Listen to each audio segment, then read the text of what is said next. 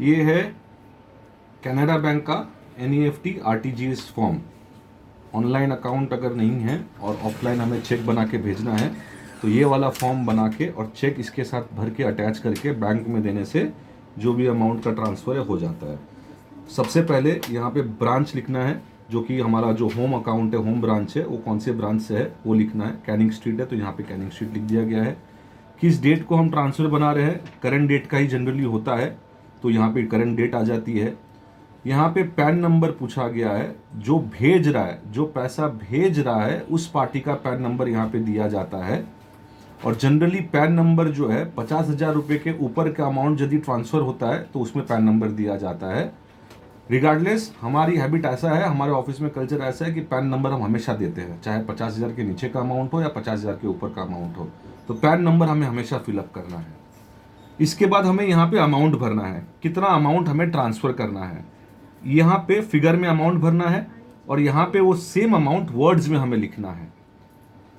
2 लाख रुपए के ऊपर यदि ट्रांसफ़र होता है तो उसे RTGS कहा जाता है। अगर 2 लाख के ऊपर का अमाउंट है तो हम उसे RTGS पे टिक करेंगे। जैसा कि आप देख रहे हैं यहाँ पे जो अमाउंट हम भेज रहे हैं वो 3 लाख का है तो हमने यहाँ पे RTGS सिलेक्ट किया है।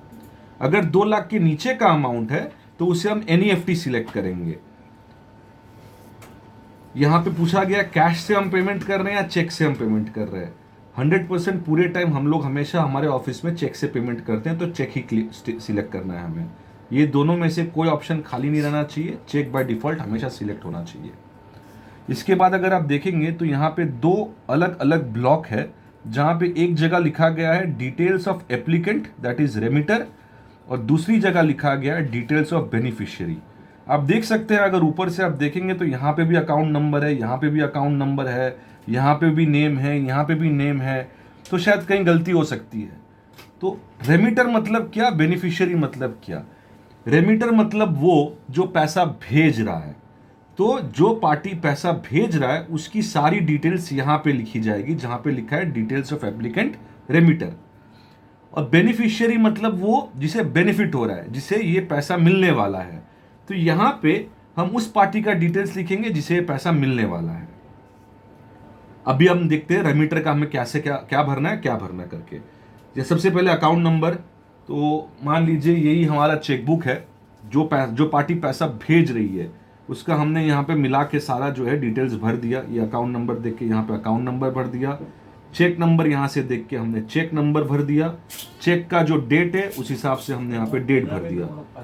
रेमिटर्स नेम माने भेजने वाले का नाम, तो यहाँ पे जो पार्टी भेज रही है उसका नाम लिखा जाएगा।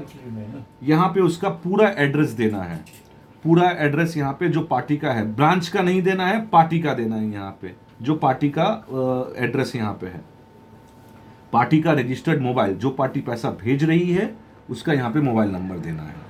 ये भरने के बाद अभी हम आ जा रहे हैं डिटेल्स ऑफ बेनिफिशियरी पे, माने जिस पार्टी को पैसा मिलने वाला है। सैंपल के केस में हमने यहाँ पे जिस पार्टी को पैसा मिलने वाला है उसका चेक हमारे हाथ में रखा है। ये डिटेल्स आपको या तो फोन पे उपलब्ध कराई जाएगी, या तो कागज पे लिखी हुई मिलेगी, या तो कोई पार्टी का चेक आपको मिल सकता है, या तो कोई पार्टी का आपको इनवॉइस या परफॉर्मा इनवॉइस, कहीं पे भी ये डिटेल्स मेंशन्ड होती है। और जनरली जहाँ पे भी ये जैसे चेक हो गया या परफॉर्मा इनवॉइस हो गया या इनवॉइस हो गया या व्हाट्सएप पे भी हो गया, जनरली ये सारी डिटेल्स इसमें कवर हो जाती है। तो सबसे पहले जो पार्टी को पैसा मिलने वाला है उस पार्टी का बैंक रजिस्टर्ड नाम। अगर मेरा कंपनी का नाम है कोठारी सॉल्यूशंस, तो मेरा बैंक में दर्जित नाम भी कोठारी सॉल्यूशंस ही होना चाहिए, ना कि कोठारी सॉल्यूशन या कोठारी सॉल्यूशंस लिमिटेड। तो जो बैंक रजिस्टर्ड नाम है यहाँ पे वही लिखा जाएगा। उसके बाद पार्टी का अकाउंट नंबर लिखा जाएगा। आप जनरली देखेंगे जिस पार्टी को पैसा मिलने वाला होता है, जो बेनिफिशियरी होता है, उसके अकाउंट साइड में 2 बार अकाउंट नंबर हमेशा मांगा जाता है। ये इसीलिए मांगा जाता है ताकि हम जब अकाउंट नंबर भर रहे हैं तो अकाउंट नंबर भरने में हम कोई गलती नहीं कर रहे हैं। तो जो भी ये जब ये अकाउंट नंबर पार्टी का भर रहा होता है तो कृपया ध्यान से देख के भरे कि वो अकाउंट नंबर सही से भर रहा है। पहली बार देख के भर ले कि हाँ ये भर रहा है, और दूसरी बार भी वापस से यहीं से देख के वो भर ले कि वो क्या भर रहा है। फिर दोनों अकाउंट नंबर को चेक कर ले कि भाई मैंने कहीं पे कोई गलती तो नहीं कर दी, कहीं पे कोई नंबर छूट तो नहीं गया है, कहीं पे कोई नंबर गलत तो नहीं हो गया है। यदि कोई नंबर छूट जाता है या गलत हो जाता है तो ये फॉर्म जब बैंक में जाएगा तो बैंक से वापस रिटर्न हो जाएगा और आपका ट्रांसफर नहीं होगा। फिर आगे बढ़ते हैं तो यहाँ पे पूछा गया बैंक नेम, जिस पार्टी के अकाउंट में हमें पैसा जमा करना है उस पार्टी का यहाँ पे बैंक का नाम लिखना है। उसके बाद सबसे इंपॉर्टेंट और सबसे जरूरी जो है वो है आईएफएससी कोड। आईएफएससी कोड बहुत बार पार्टी भूल से भेजना भूल जाती है या नहीं रहता है। आईएफएससी कोड एक तरह से 1 2 3 4 5 6 7 8 9 10 11 ये सभी अकाउंट के लिए पूरी इंडिया में 11 डिजिट का ही नंबर रहता है, ना कि ये कभी 12 डिजिट का होगा, ना कि ये कभी 10 डिजिट का होगा। आईएफएससी कोड भरने में आपको सबसे ज्यादा ध्यान रखना है कि ये 0 का मिस्टेक ना हो जाए या 0 या O का मिस्टेक ना हो जाए। आईएफएससी कोड में जनरली पहले 4 जो ब्लॉक होते हैं वो हमेशा अल्फाबेट्स होते हैं और पीछे के जो आपके 8 नंबर बचते हैं, ब्लॉक बचते हैं, वो नंबर के होते हैं। आईएफएससी कोड यहाँ पे चेक पे हमेशा मेंशन किया रहता है और उसके नीचे आप देखेंगे कि यहाँ पे ब्रांच पूछा गया है। अगर आपके पास पार्टी का चेक है, देखिए यहाँ पे ब्रांच का ऑलरेडी मेंशन किया गया है। क्या है, आपको यहाँ पे पूरा एड्रेस नहीं लिखना है, आप सिर्फ ब्रांच मोटा मोटा लिखेंगे हाजरा रोड कलकत्ता तो भी चल जाएगा। जैसे कि आप देख सकते हैं यहाँ पे हमने सिर्फ हाजरा रोड लिखा है।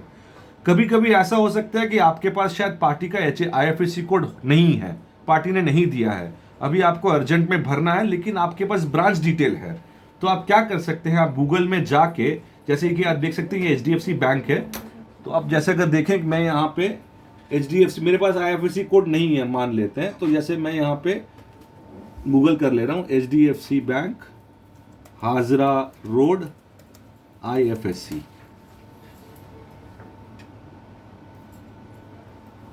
तो यहाँ पे आप देख सकते हैं मेरे को इंटरनेट से इसका देखिए सारा डिटेल मिल जा रहा है, जहाँ पे उसका एड्रेस है, बैंक का नाम है, स्टेट है, डिस्ट्रिक्ट है, स्पेशली आपका ब्रांच कौन सा है वो दिखाई दे रहा है और उसका आईएफएससी कोड भी मिल जा रहा है।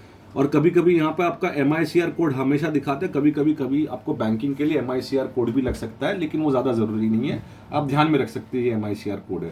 तो यहाँ से आप ऑनलाइन भी वेरीफाई कर सकते हैं कि पार्टी ने जो आईएफएससी कोड दिया है वो सही है, ब्रांच भी सही है, या आपको अगर खुद से चेक करना है कि मैंने कोई गलती नहीं की तो आपने जो आईएफएससी कोड यहाँ पे भरा है वही आईएफएससी कोड अगर आप गूगल में देंगे तो आपको सही से वो बैंक का पूरा डिटेल्स बता देगा।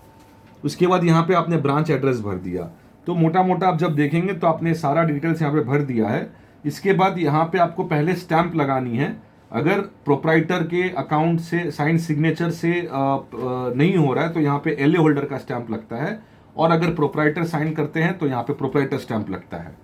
यहाँ पे स्टैंप होने के बाद ये फॉर्म रेडी है, जो भी है प्रोप्राइटर या एलए होल्डर का साइन लेने के बाद ये फॉर्म बैंक में भेजने के लिए रेडी हो जाएगा।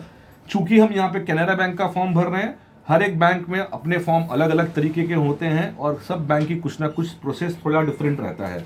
तो कैनरा बैंक में प्रोसेस ऐसा है कि जब आपने ये फॉर्म भर दिया है उसके बाद आपको चेक भरना है।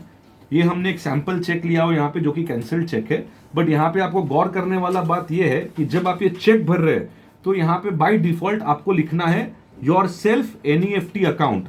जैसा कि मैंने आपको पहले भी कहा था, एनईएफटी आप तब लिखते हैं जब अमाउंट 2 लाख के नीचे होती है, और अगर अमाउंट 2 लाख के ऊपर होती है तो आरटीजीएस हो जाता है। तो यहाँ पे अगर हमारा 3 लाख रुपए का अमाउंट है तो यहाँ पे हम लिखेंगे योर सेल्फ आरटीजीएस अकाउंट, इतना ही लिखना है। इसके बाद जो पार्टी का नाम है हमें सिर्फ वही लिखना है, योर सेल्फ आरटीजीएस अकाउंट। जैसा कि यहाँ पे कोठारी सॉल्यूशंस है तो your self RTGS account Kothari solutions होगा।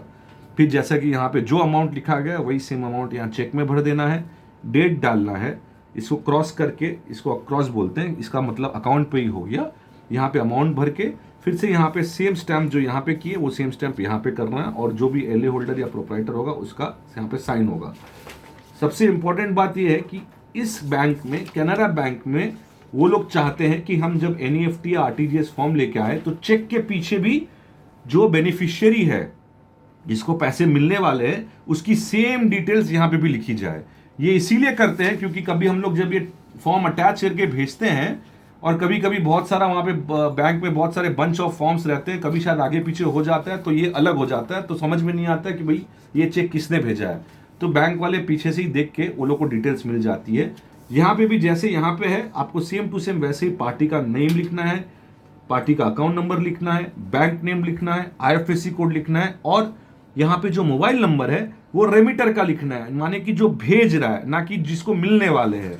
ये भेजने वाले का मोबाइल नंबर इसलिए लिखते हैं कि अगर कहीं कुछ गलती होती है, कभी शायद हो सकती है, या कुछ ओवरलुक हो गया, तो बैंक वाले जिसने चेक भेजा है उसको फोन करके इन्फॉर्म कर सकते हैं कि भाई आपके चेक में या आपके फॉर्म में ये गलती हुई, आप कृपया आके फॉर्म वापस ले जाइए और नया फॉर्म भर दीजिए।